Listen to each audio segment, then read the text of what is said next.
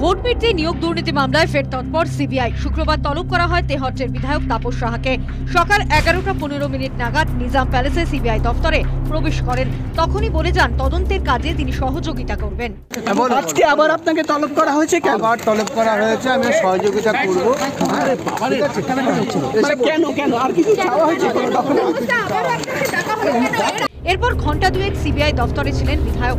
বিধায়কের আইনজীবী বলেন আগেও সহযোগিতা করেছেন, এবারেও সহযোগিতাই করেছেন বিধায়ক।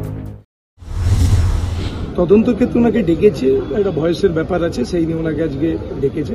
উনি করবেন তদন্তে, সবসময় এর আগেও সাহায্য করেছেন, উনি সবসময় তদন্তে সাহায্য করবেন। যতটুকু আমি জানি অ্যাজ এ ওনার লয়ার হিসেবে উনি কোনোভাবে এই যে সমস্ত অ্যান্টি কারাপশন ব্যুরোর যে মামলাটা আগে ওনার আত্মসহায়কের একটা ব্যাপার ছিল, ওই মামলার মধ্যে কোনোভাবে জড়িত নয় নিরীহ।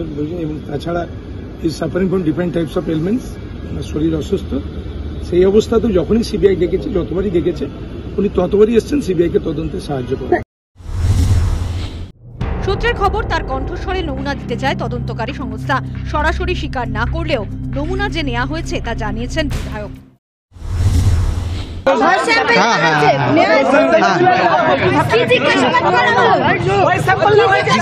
জিজ্ঞাসা আগেই করেছে, এখন করেনি।